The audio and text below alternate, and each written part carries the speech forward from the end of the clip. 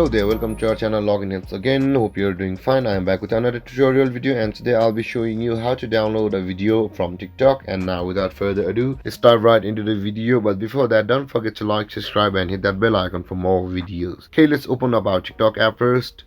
Let's pause this video. To save that video is very easy. In TikTok you can see the share option with the arrow icon at the bottom right corner of your phone. Just tap there, and after that you can see the 3 rows of options pop out, and you can see at the third line of option you just need to slide a little bit to your left. Okay, I'm sorry, this video cannot be saved. Let's try for this one. And now to download this video, you can see the share option over here with the arrow icon. Tap there, and you can see the save video option over here, which is the third one in the third row. And if you tap there, you can see the video is downloading, and download speed will depend upon your net speed.